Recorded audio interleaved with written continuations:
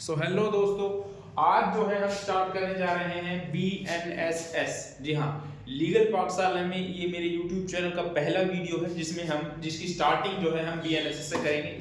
मतलब पुराने लॉ में CRPC से जो 3 क्रिमिनल लॉज जो आए हैं, हम जो है इनकी सीरीज स्टार्ट करेंगे इस चैनल पर, जो फ्री ऑफ कॉस्ट जो है सभी देख सकते हैं। और पहले हम BNSS को कंप्लीट करेंगे, उसके बाद BNS को, फिर उसके बाद BSA को। जो BNSS और BNS है, इनको जो है हम दोनों को साथ लेकर के चलेंगे। सुबह में जो वीडियो आएगी वो आएगी BNSS की, और जो शाम में जो वीडियो आएगी वो आएगी BNS की। तो हम 2 वीडियो जो है कोशिश करेंगे पूरे दिन में अपलोड करने के लिए, ताकि दोनों को हम जो है जल्दी जल्दी करवा सके, क्योंकि काफी बड़े हो जाते हैं तो इस वजह से टाइम बहुत लगता है इनमें, और हम डिटेल में जो है इसको पढ़ने वाले हैं। सो जो सिर्फ इस मोटिव से आए हैं कि हमें तो सिर्फ ऊपर से पढ़ना है, तो वो यहाँ बेशक से जो है ना पढ़ें, क्योंकि ऊपर से पढ़ने का कोई मतलब नहीं बनता है। जो क्वेश्चंस आते हैं वो इसी में से डीपली ही आते हैं। कोई ऊपर से एक आध 2 सेक्शन क्वेश्चन होते हैं जो सेक्शन वाइज पूछ लिए जाते हैं, ठीक है। उसके लिए आपको पहले बहुत तैयारी करनी पड़ेगी, तब आप जो है अपने रिवीजन के लिए उसको जो है फास्ट तौर पर देख सकते हैं, जो मैं बाद में वीडियोस लेकर आऊंगा। पहले हम इनको स्टार्ट करते हैं, इनको कंप्लीट करेंगे। सो हम स्टार्ट कर रहे हैं BNSS। तो BNSS से जो पहले था वो था CRPC। जी हाँ, CRPC जो था वो 1973 में 1973 1 अप्रैल 1973 जो ये जो है 1 अप्रैल 1974 को जो है ये एनफोर्स हो गया था। 1 अप्रैल 1974 जो ये आया था वो 1973 में था, इसलिए इसको 3 बोलते हैं। 1973 एनफोर्स जो हुआ था 1 अप्रैल 1974 में। सॉरी, मैंने 7 कर दिया। जो BNSS है वो आप सभी को पता है 25/12 ये 2023 है। इसकी जो एनेक्टमेंट डेट है, एनेक्टमेंट जो डेट है शॉर्ट में मैं लिख रहा हूं 25/12/2023।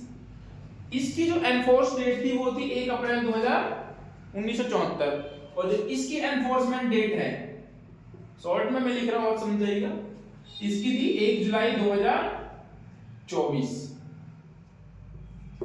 अब मोटे मोटे जो ये हैं इनमें CRPC में से हालांकि कोई सवाल वगैरह तो कोई आपसे पूछा नहीं जाएगा डिटेल में, क्योंकि ये जो रिपीट हो चुका है, लेकिन फिर भी हो सकता है इसमें से कुछ ऊपर से बेसिक क्वेश्चंस जो है आपसे पूछ लिए जाएं। इसलिए मैं आपको पहले ये कंपेयर करके एक टेबल बना दे रहा हूं, अगर कोई क्वेश्चन आए तो आपसे वो छूटे नहीं।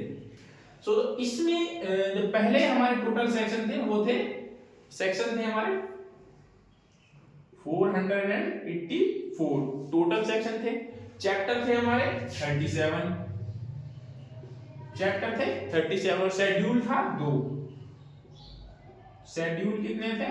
2 शेड्यूल थे। अब जो हमारा नया लॉ है इसमें कितने सेक्शन है? इसमें सेक्शन है 531, चैप्टर है 39, और शेड्यूल इसमें भी 2 रखे गए हैं, इसमें भी 2 शेड्यूल। अब जो ये चैप्टर्स इसमें बढ़े हैं या जो सेक्शन इसमें बढ़े, ये मत सोचिएगा कि इसमें कुछ बहुत ज्यादा ऐड कर दिए गए, नहीं। जो चैप्टर्स जो थे, जैसे कि पहले प्ली बार्गेनिंग था, 21A चैप्टर था, उसी को इसमें 23 कर दिया गया है। जो 105A के पास चैप्टर था उसी को इसमें बढ़ा दिया गया है। तो ये जो चैप्टर है वो बढ़ा दिए गए। जो सेक्शन ABC वगैरह थे, जैसे प्ली बार्गेनिंग में A से लेकर के Z तक था, तो उसको जो है अब इसमें ऐड कर दिया गया है 289 से 300 तक। तो वो सेक्शन जो है इसमें ऐड हुए, उस तरीके से जो है इसमें बढ़े। हालांकि कुछ सेक्शन 1-2 ऐड हुए हैं, उनके बारे में जब हम पहुंचेंगे तो वहां पे बताएंगे आपको। सो अभी जो है हम स्टार्ट करेंगे इसका। बहुत बार जो है क्वेश्चन पूछा जाता है ऑब्जेक्ट क्या होता है, और हमें ऑब्जेक्ट नहीं पता होता। सो सबसे पहले जब हम बेरेक्ट खोलते हैं तो बेरेक्ट पढ़ने का सबसे अच्छा तरीका ये होता है कि हम उसके ऑब्जेक्ट को पढ़ें कि ऑब्जेक्ट कह क्या रहा है, बोल क्या रहा है। तो इसका ऑब्जेक्ट जो है ना वो यहाँ पे लिखा होता है। जब आप किसी भी बेरेक्ट को खोलेंगे, मैंने दोनों लैंग्वेज में लिया हुआ है ताकि अगर कोई हिंदी या इंग्लिश का स्टूडेंट्स हो तो उसको कोई दिक्कत ना आए। ये देखो यहाँ पर जो है ये ऑब्जेक्ट लिखे होते हैं स्टार्टिंग में। बहुत से बच्चे क्या होते हैं कि ऑब्जेक्ट को देखते ही नहीं है और चले जाते हैं, लेकिन वहां पे एग्जाम में क्वेश्चन आ जाता है ऑब्जेक्ट से रिलेटेड कि ऑब्जेक्ट क्या है। तो इसका जो ऑब्जेक्ट है वो क्या है? कंसोलिडेट एंड अमेंड करना किसी भी क्रिमिनल प्रोसीजर को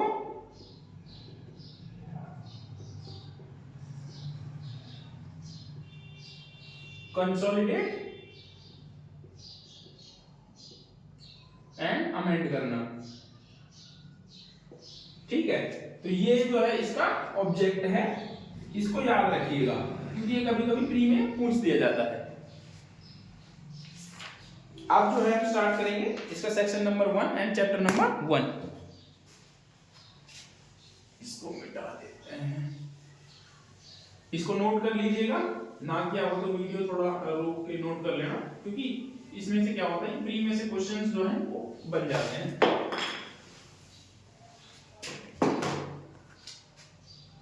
अच्छा, तो अब हम स्टार्ट कर रहे हैं प्रीलिमिनरी चैप्टर नंबर 1।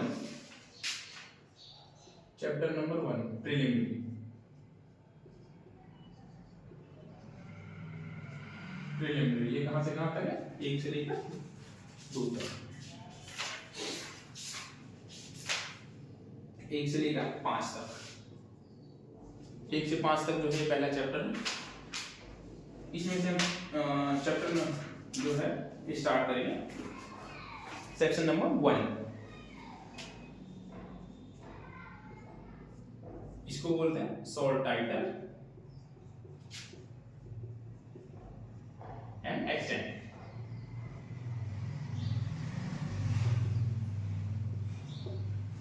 इसका शॉर्ट टाइटल मींस इसका नाम क्या है? BNSS, Bharatiya Nyaya Suraksha Sanhita. Short title, extend, sorry enforce रहेगा, enforce, extend all over India, all over India, except, except. इसके कुछ जो चैप्टर्स हैं वो ऑल ओवर इंडिया में, नागालैंड के पार्ट पर जो है लागू नहीं होते हैं। सेंट्रल गवर्नमेंट चाहे तो नोटिफिकेशन के द्वारा जो है इस पर इसको लागू कर सकती है। अब वो कौन कौन से चैप्टर हैं? चैप्टर इसमें एक तो चैप्टर 9 है, 11 और 12। चैप्टर नंबर 9, 11 एंड 12 ये जो चैप्टर्स हैं नागालैंड एंड ट्रिब्यूनल एरियाज में लागू नहीं होते हैं, एनफोर्स नहीं होते हैं। Nagaland and schedule caste tribunal जो एरिया होते हैं उसमें जो है ये लागू नहीं होते हैं। ट्रिब्यूनल एरिया, राइटिंग थोड़ी खराब है लेकिन बोल रहा हूं तो उसे समझ जाइएगा। इसमें जो है ये लागू नहीं होते। अब बात आती है कि ये ट्रिब्यूनल एरियाज कौन से होते हैं जो सेक्शन 1 में बताया गया है। सेक्शन 1 में देखो क्या कहता है, सेक्शन नंबर 1 में point number 2, the provision of this Sanhita and other things related to the chapter number 9, 11 and 12 thereof shall not apply। कहां पर अप्लाई नहीं होते? State of Nagaland and tribunal areas.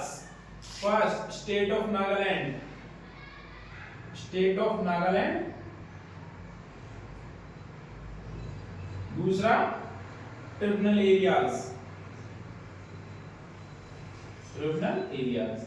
अब ये है कि ट्रिब्यूनल एरिया कौन से होते हैं, इसको भी इसमें बताया गया है। But the concerned state government, यहाँ स्टेट गवर्नमेंट जो होगी, कंसर्न्ड स्टेट गवर्नमेंट में notify apply such provisions of any them the whole part of the state of Nagaland and such tribunal areas may be in supplementary English in the constitution modify justify the notification। State government जो है notification के द्वारा, state government को यदि कोई लगता है कि हाँ इन चैप्टर्स को जो है इन पर लागू कर देना चाहिए तो वो होगी नोटिफिकेशन निकालेगी और नोटिफिकेशन के द्वारा, नोटिफिकेशन से जो है चाहे तो पार्ट पर, इसके किसी पार्ट पर, किसके? नागालैंड एंड ट्रिब्यूनल एरियाज के पार्ट पर या कोई एरिया है, या फिर चाहे तो कंप्लीट पर। स्टेट गवर्नमेंट जैसे चाहे तो वो चाहे तो पार्ट पर या फिर किसी एरिया पर, पर्टिकुलर एरिया पर, चाहे तो पूरे नागालैंड ट्रिब्यूनल एरियाज पर जो है इसको लागू कर सकते हैं। लेकिन वर्तमान में अगर प्रेजेंट में जो है चैप्टर 9, 11 और 12 ये जो है नागालैंड एंड ट्रिब्यूनल एरियाज पर अप्लाई नहीं होते हैं, तो इस चीज को याद रखिएगा।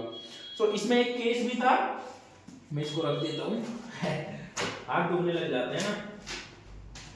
सो इसमें कुछ केसेस भी हैं, इसकी वैलिडिटी जो चेक किया गया था, जो ये जो अमेंडमेंट था पुराने सीआरपीसी में, इसके केस था स्टेट ऑफ नागालैंड वर्सेस चुंग। ये एक केस था जिसमें जो है इस जो ये था कि इसकी वैलिडिटी को चेक किया गया था कि स्टेट ऑफ नागालैंड पर अप्लाई होता है या नहीं होता है, जिसमें सुप्रीम कोर्ट ने कहा था कि ये जो है पूरे स्टेट ऑफ नागालैंड पर जो है अप्लाई नहीं होता है। उसके बाद बात करते हैं, अच्छा, एनफोर्स। ये एनफोर्स एंड इनेक्टमेंट डेट जो है ये बहुत इंपॉर्टेंट होती है एग्जाम में, प्री पर्सपेक्टिव से तो ज्यादातर। अच्छा यहां लिख लेते हैं, ठीक दिख रहा है, एनफोर्स ये लिख देते हैं। एन दो डेट होती है, एनफोर्स और एनेक्टमेंट। इसको हिंदी में तो लागू करना बोलते हैं और इसको इनेक्टमेंट को शायद प्रवृत्ति वगैरह कुछ बोलते हैं, देख लेना। एनफोर्स जो ये इनेक्टमेंट जो ये हुआ है वो हुआ था 25/12, मतलब राष्ट्रपति की स्वीकृति किस दिन मिली थी उसको बोलते हैं इनेक्टमेंट। राष्ट्रपति की स्वीकृति मिली थी 25/12/2023, मतलब 25 दिसंबर 2023 को। ये लागू कब हुआ है? 1 जुलाई 2024। 1 जुलाई 2024 से जो है कंप्लीटली पूरी तरीके से जो है ये लागू हो गया था। नाउ इसमें तो जो है दिखा रखा है, अब हम जाते हैं सेक्शन नंबर 2 पे, जो मुझे लगता है कि इस पूरे लॉ का सबसे मेन जो है वो सेक्शन है, सेक्शन नंबर 2, जो जिससे हमें पूरा सब्जेक्ट जो है समझ में आएगा, वो है सेक्शन नंबर 2, जिसमें जो है परिभाषाएं जो है डिफाइन की हुई हैं। तो स्टार्ट करते हैं चैप्टर नंबर 2 को, सॉरी सेक्शन नंबर 2 को।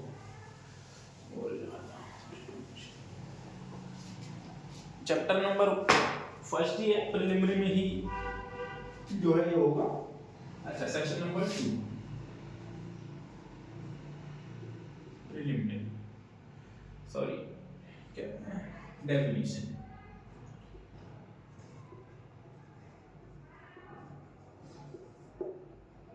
डेफिनेशंस, अच्छा मिटा दो एक मिनट।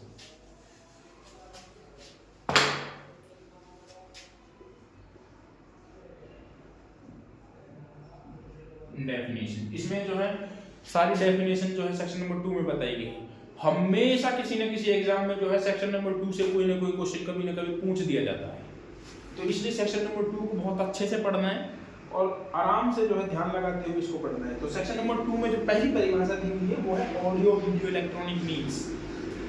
ये नई जोड़ी गई है, पुरानी सीआरपीसी में ऐसा कुछ नहीं था, तो ये इसको नया जोड़ा गया है, थोड़ा ध्यान रखना। और इसमें जो है ना पहला एक कुछ परिभाषाएं ऐड की गई जिनके बारे में मैं आपको बताता रहूंगा कि कौन सी न्यू है। तो न्यू है उन पे ज्यादा ध्यान देना है, क्योंकि न्यू के बारे में जो पॉसिबिलिटी होती है कि वो ज्यादा पूछे जाएंगे।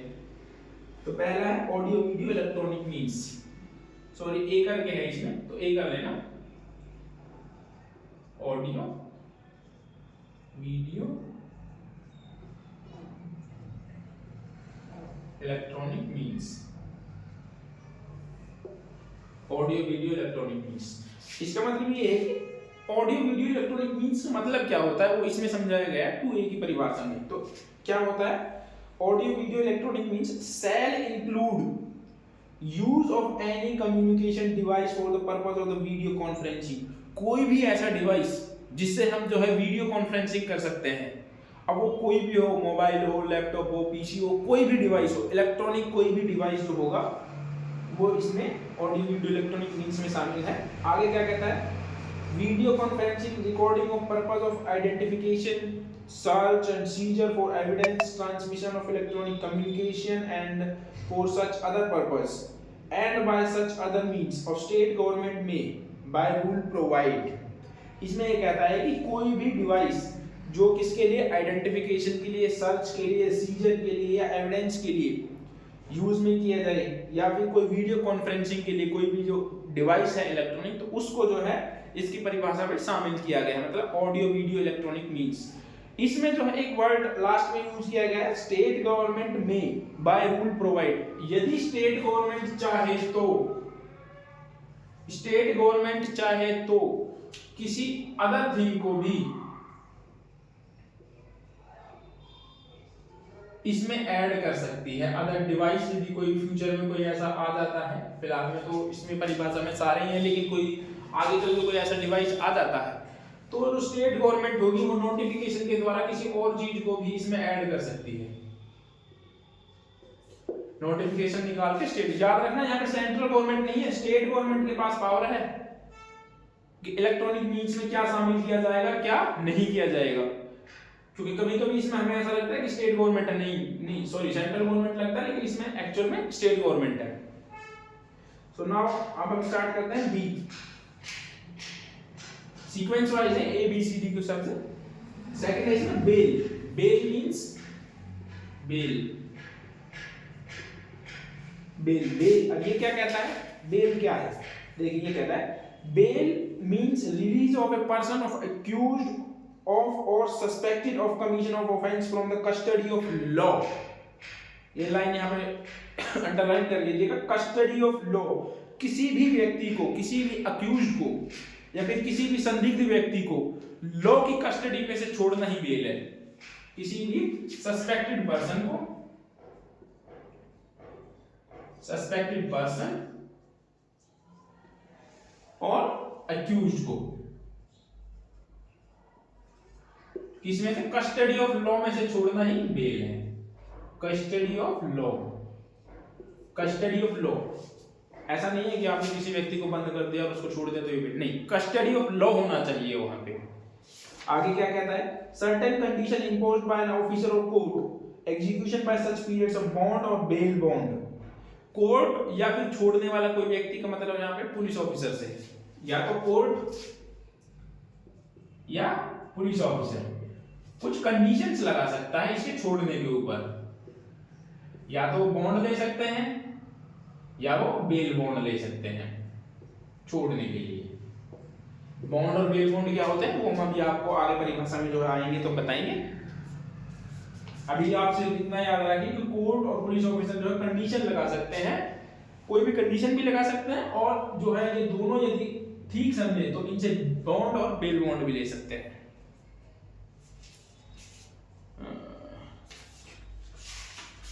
अब आता है सी, बेलेबल ऑफेंस। सी बेलेबल ऑफेंस। बात ये है कि एक हाथ से पकड़ा नहीं जा रहा, नीचे रखने से जो है फिर दिखता नहीं है।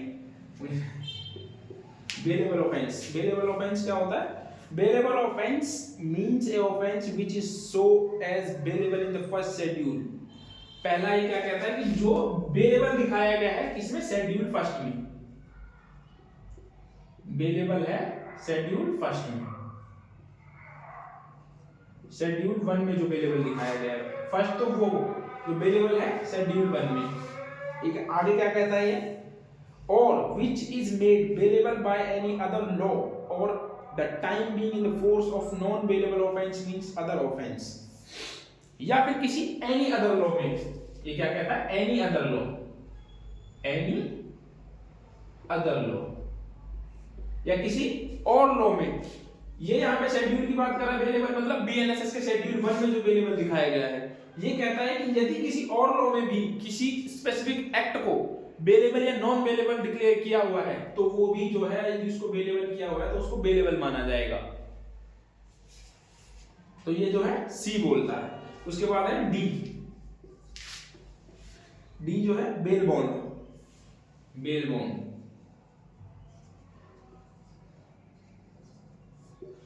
बेल बॉन्ड, बेल बॉन्ड क्या होता है, bail bond means is undertaking for release with surety. जब किसी व्यक्ति से रिलीज करने के लिए श्योरिटी ली जाती है तो उसको जो है हम बेल बॉन्ड कहते हैं।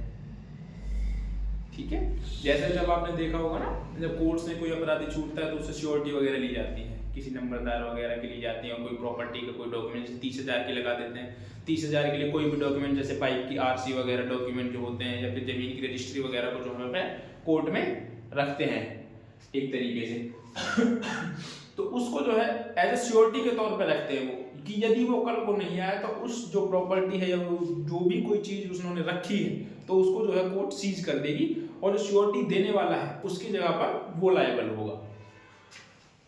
अब बात करते हैं बेल बॉन्ड। बेल बॉन्ड ये होता है जिसमें विद श्योरिटी ये चीज याद रखना यहाँ पे, विद श्योरिटी, विद श्योरिटी। इसमें विद श्योरिटी कोई व्यक्ति अक्यूज जो है रिलीज किया जा रहा है उसको बोलते हैं बेल बॉन्ड, और विदाउट श्योरिटी जिसमें रिलीज किया जाता है उसको सिर्फ बॉन्ड बोल देते हैं हम। डी के बाद ई में बॉन्ड।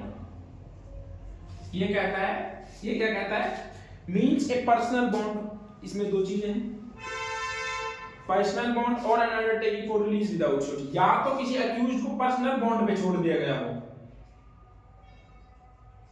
पर्सनल बॉन्ड पर, या फिर उससे जो है विदाउट श्योरिटी जो है उसको छोड़ दिया गया हो, without surety.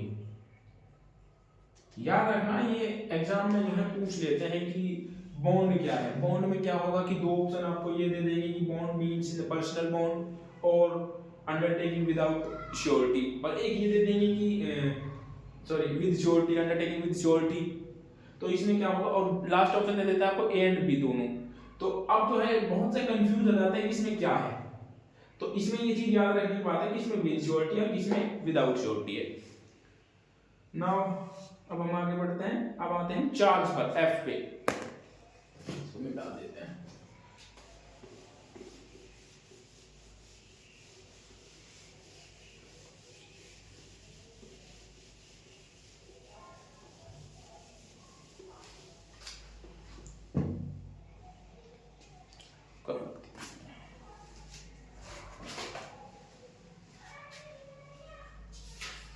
F charge,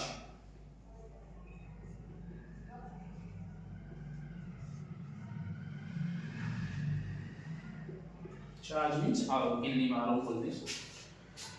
Charge include any head of charge when the charge contain more head than one। जिस ऑफेंस के एक से अधिक शीर्षक होते हो, या एक से अधिक शीर्षक मतलब चार्ज जिसके एक से अधिक कंटेंट्स होते हैं उसको चार्ज कहते हैं। मोर देन वन देखो पड़ेगा, include any head of charge when the charge contents more head then once. इसमें ऐसा कुछ नहीं है। एफ के बाद जी, जी पे आ जाएंगे। जी क्या कहता है, cognizable offence, cognizable offence, cognizable and non cognizable offence जो है हम भी आपको साथ में करवा देंगे ताकि भूले ना। कॉग्निजेबल ऑफेंस क्या होता है, means an offense for which an cognizable case means a case in which a police officer may, according with the first schedule or any other law for the time being in force, arrest without warrant। इसमें जो है दो चीजें हैं। First, पहला, कोई भी police officer, any police officer, PO police officer जो है आपको विदाउट वारंट अरेस्ट कर सकता है। किसमें, विदाउट वारंट अरेस्ट कर लेगा आपको। इसमें दो चीजें बोलेगी, पहला किसके तहत, बीएनएसएस के शेड्यूल 1 में जो है, शेड्यूल 1 में जो है ये दिया हुआ है, आप चाहे तो चेक कर सकते हैं। दूसरी यहाँ पे बीएनएस, यहाँ पे भी पुलिस ऑफिसर यदि शेड्यूल 1 में नहीं दिया हुआ और किसी स्पेसिफिक लॉ में यदि दिया हुआ है, एनी अदर लॉ में एक्सेप्ट बीएनएसएस से अलग, एनी अदर लॉ में, एनी अदर लॉ बीएनएसएस से अलग, एनी अदर लॉ में यदि वो कॉग्निजेबल ऑफेंस डिक्लेयर किया हुआ है, कॉग्निजेबल ऑफेंस, यदि वो कॉग्निजेबल ऑफेंस बताया हुआ है तो पुलिस ऑफिसर जो होगा उसको विदाउट वारंट अरेस्ट कर सकता है। तो आप इस चीज को सिर्फ इतना याद रखिए कि विदाउट वारंट जिस ऑफेंस में पुलिस ऑफिसर हमें अरेस्ट कर सकते हैं ना, उसको बोलते हैं कॉग्निजेबल ऑफेंस। कॉग्निजेबल ऑफेंस क्या है, ये सेक्शन नंबर 35 में जब हम पढ़ेंगे तब हम आपको बताएंगे कि कौन कौन से कॉग्निजेबल ऑफेंस हैं। कॉग्निजेबल ऑफेंस के बाद अब हम पढ़ते हैं नॉन कॉग्निजेबल ऑफेंस, जो ओ में दिया हुआ है, जी के साथ साथ ओ में साथ साथ पढ़ लेना। Non cognizable offence, cognizable offence, non cognizable offence कौन से होते हैं, नॉन कॉग्निजेबल ऑफेंस वो होते हैं जो बेसिकली जो कॉग्निजेबल नहीं होते। इट मींस जो कम गंभीर अपराध होते हैं या जो छोटे अपराध होते हैं उनको हम बोलते हैं non cognizable offence. Non cognizable offence की देखिए पढ़ेंगे। Non cognizable offence mean an offence for which and non cognizable case means a case in the police officer has no authority to arrest without warrant, जिसमें जो है police officer without warrant जो है police officer without warrant arrest ना कर पाए, without warrant arrest नहीं कर पाए, तो उसको हम बोलते हैं नॉन कॉग्निजेबल ऑफेंस। उसके बाद हम करते हैं एच, कंप्लेंट। ये बहुत इंपॉर्टेंट है, कंप्लेंट।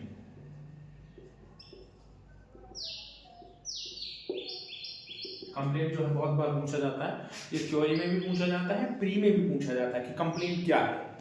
कंप्लेंट क्या है अभी हम आपको बताएंगे। Complaint means any allegations made orally or in writing to a magistrate with a view to taking action under the Sanhita that some persons, whether known or unknown, has committed an offence, but it does not include a police report। देखिए first complaint जो है वो orally और return में दी जा सकती है। Return में किसको दी जाएगी? मजिस्ट्रेट को। कंप्लेंट जो है किसको दी जाएगी? मजिस्ट्रेट को। अब इसमें थर्ड पॉइंट कहता है, थर्ड कहता है कि जरूरी नहीं है कि जो जिसके खिलाफ कंप्लेंट दी गई है वो नॉन पर्सन ही, वो अननोन भी हो सकता है। नॉन और अननोन के खिलाफ दी जा सकती है, non and unknown. Unknown.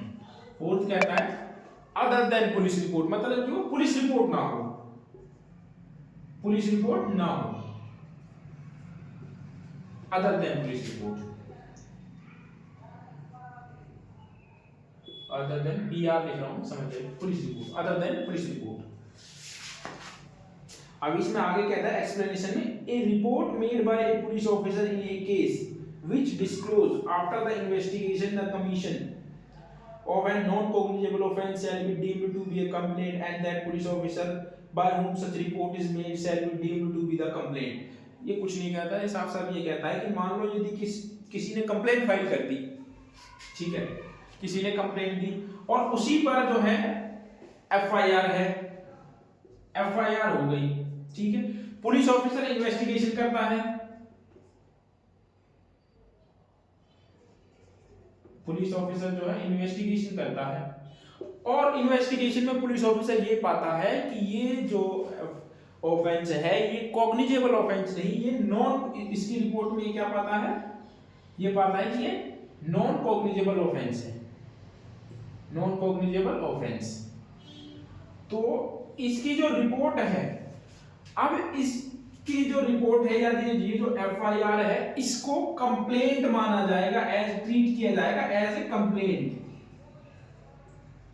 As a complaint इसको ट्रीट किया जाएगा यदि ये नॉन कॉग्निजेबल ऑफेंस है। तो रिपोर्ट में ये आता है कि ये जो है नॉन कॉग्निजेबल ऑफेंस है, तो इस जो ये एफआईआर हुई है इसको कंप्लेंट की तरह ट्रीट किया जाएगा, यही ये बात कहता है।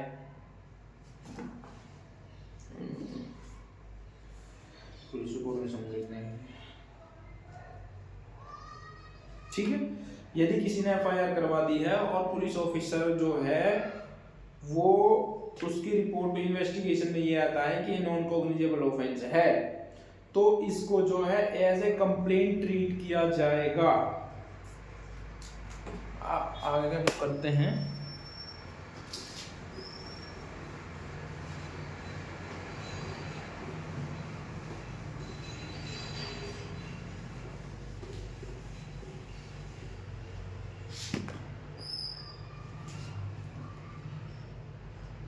अब हम करते हैं इलेक्ट्रॉनिक कम्युनिकेशन 2I। वहां पे हमने किया था ऑडियो वीडियो इलेक्ट्रॉनिक मींस, मतलब कि ऑडियो और वीडियो क्या है, जो ऑडियो और वीडियो, और यहां पे हम कर रहे हैं कि इलेक्ट्रॉनिक कम्युनिकेशन क्या है। Electronic communication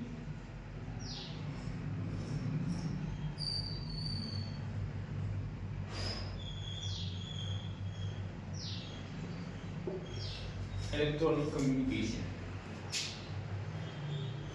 electronic communications means communication of any written, verbal, pictorial information or video content transmitted to transferred whether from one person to another person. कोई भी written verbal, कोई भी written verbal pictorial, कोई भी information या कोई भी और वीडियो या कोई वीडियो, ये है वीडियो इंफॉर्मेशन है और इसको वन पर्सन से किसी दूसरे पर्सन के पास ट्रांसफर किया जाता है, वन पर्सन से अनदर पर्सन के पास क्या किया जाता है, ट्रांसफर। कम्युनिकेशन क्या है, इलेक्ट्रॉनिक, एक व्यक्ति से दूसरे व्यक्ति के पास रिटर्न, वर्बल, पिक्टोरियल और वीडियोस को जो है ट्रांसफर करना, from device to another device, एक डिवाइस से दूसरे डिवाइस में ट्रांसफर करना, to another from a person to a device, from a device to a person by means an electronic device. तो एक डिवाइस से दूसरे डिवाइस में ट्रांसफर करना है, एक पर्सन के द्वारा दूसरे पर्सन को ट्रांसफर करना, जिस चीज के द्वारा उसको ट्रांसफर किया जा रहा है, जिस डिवाइस के द्वारा उसको ट्रांसफर किया जा रहा है, उसको इलेक्ट्रॉनिक डिवाइस माना जाएगा। इलेक्ट्रॉनिक डिवाइस, ये है इलेक्ट्रॉनिक डिवाइस। इलेक्ट्रॉनिक कम्युनिकेशन क्या है, रिटर्न को, वर्बल को, पिक्टोरियल को, वीडियोस को एक व्यक्ति से दूसरे व्यक्ति के पास भेजना इलेक्ट्रॉनिक कम्युनिकेशन है। अब इसमें आगे कहता है by means of electronic device including A telephone, mobile phone और अब देखो ये बताते हैं इलेक्ट्रॉनिक डिवाइस में क्या क्या है। इलेक्ट्रॉनिक डिवाइस में क्या क्या है, मोबाइल, टेलीफोन, इन्हीं के थ्रू जो है रिटर्न को या वर्बल को, पिक्टोरियल वीडियोस को जो है एक जगह से दूसरी जगह पे भी ट्रांसफर किया जा सकता है।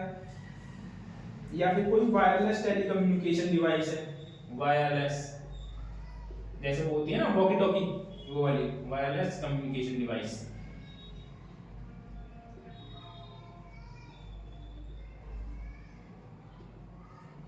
ये जो डिवाइस है इलेक्ट्रॉनिक डिवाइस कहलाते हैं ये सारे।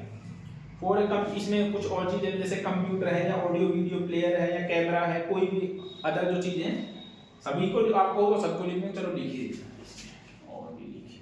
कंप्यूटर हो गया, ठीक है, ऑडियो वीडियो का हो गया, एक ऑडियो वीडियो, एक कैमरा हो गया, और इसमें और क्या है, और एनी अदर डिवाइस, और इसमें वर्ड यूज किया गया है any other device,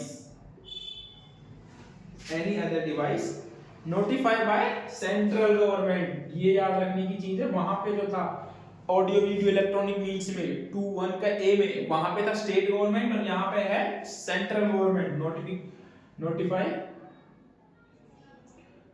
by central government.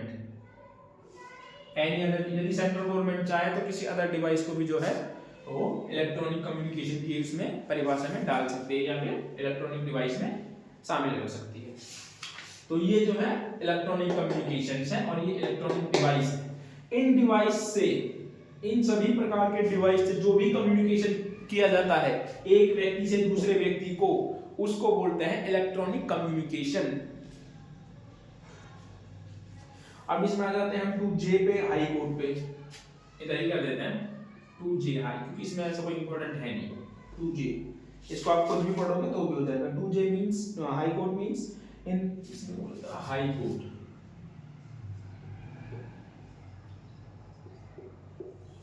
High court. अब हाई कोर्ट क्या होता है, in relations to any state the high court of the state, किसी स्टेट में उस राज्य का हाई कोर्ट,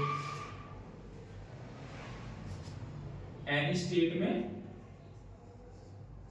उस जो वो स्टेट है उसका हाई कोर्ट। उसमें एक से ज्यादा भी हो सकते हैं, कितने भी हो सकते हैं। दूसरा कहता है in relation of union territory, यदि वो यूनियन टेरिटरी है, to which the jurisdiction of the high court of the state for a state has been extended by law that high court. तो एक यूनियन टेरिटरी में भी जो है एक हाई कोर्ट होगा जिसकी जुरिडिक्शन जो होगी वो लॉ डिसाइड करेगा। यूनियन टेरिटरी में, यूनियन टेरिटरी उसमें भी हाई कोर्ट होगा। इन रिलेशन ऑफ एनी अदर, तो इसमें कुछ नहीं है, मेनली हाई कोर्ट के बारे में बताया गया है कि हाई कोर्ट क्या है, कहाँ पे होगा, किसी अन्य क्षेत्र में होगा, तो वही चीजें हैं इसमें। और पूरे एक उसमें जो है पूरे ऑल ओवर कंट्री में एक वो होगा supreme court, SC supreme court. जरूरी नहीं है एक ही हो, यदि सेंट्रल गवर्नमेंट चाहे तो एक से ज्यादा भी हो सकते हैं।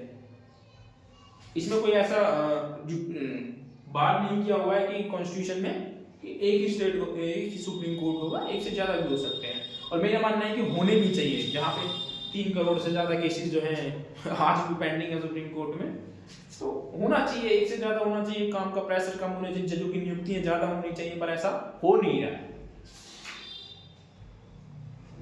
उसके बाद आता है के 2K में इंक्वायरी।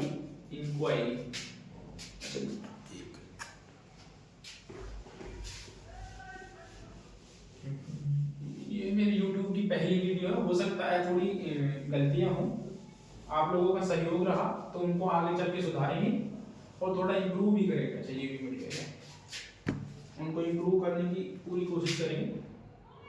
Chapter number 1 preliminary. अब आते हैं 2K पे। 2K ये कहता है इंक्वायरी का। इंक्वायरी क्या होती है? इंक्वायरी को हिंदी में बोलते हैं जांच। इंक्वायरी क्या होता है? देखो, एक होता है इंक्वायरी, एक होता है इन्वेस्टिगेशन, एक होता है ट्रायल। देखो, इन्वेस्टिगेशन जो होता है वो पुलिस ऑफिसर करते हैं, इंक्वायरी जो होती है वो मजिस्ट्रेट और जज करवाता है, ट्रायल जो होता है वो कोर्ट में होता है। सॉरी, अब यहाँ पे बात ये कि इंक्वायरी क्या है? ट्रायल से अलग, एक्सेप्ट ट्रायल से अलग, ट्रायल से अलग,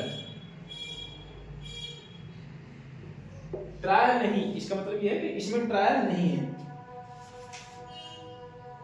other than trial conduct under this Samhita magistrate और कोर्ट। इसमें क्या कहते हैं? मजिस्ट्रेट और कोर्ट, मजिस्ट्रेट और कोर्ट। अब यहाँ पे मजिस्ट्रेट और कोर्ट वर्ड क्यों यूज किया गया है? कि देखो, सीजीएम से जो नीचे के कोर्ट होते हैं उनको बोलते हैं मजिस्ट्रेट कोर्ट, और जो सेशन के होते हैं उनको बोलते हैं कोर्ट। इसलिए यहाँ पे इसमें ये सेशन के लिए डिफाइन किया गया है, और ये जो है सीजीएम तक के कोर्ट्स के लिए मजिस्ट्रेट वर्ड का यूज किया गया है। तो कहने का मतलब मजिस्ट्रेट और कोर्ट ही जो है इंक्वायरी करवाते हैं, मजिस्ट्रेट और कोर्ट ही इंक्वायरी कराते हैं। Other than trial, other than trial मतलब ये ट्रायल नहीं है। क्वेश्चन ये आता है कि इंक्वायरी कौन कराता है? अदर देन ट्रायल, तो मजिस्ट्रेट और कोर्ट जो है इंक्वायरी करवाते हैं। जो भी मजिस्ट्रेट या कोर्ट के द्वारा जांच की जाती है ट्रायल से अलग, वो होती है इंक्वायरी। अब लोग इसको पढ़िएगा अच्छे से, एक बार मेरे यहाँ से समझाने के बाद आप नोट्स को यहाँ पे लिख सकते हैं। प्री के हिसाब से तो इसमें से कुछ छूटेगा नहीं, मेंस के लिए भी चालू करेंगे, लेकिन अभी तो जो है प्री पर्सपेक्टिव से करते हैं। आप यदि इन चीजों को भी लिख लेते हैं और अच्छे से रिवाइज कर लेते हैं तो मैं दावे के साथ कह सकता हूँ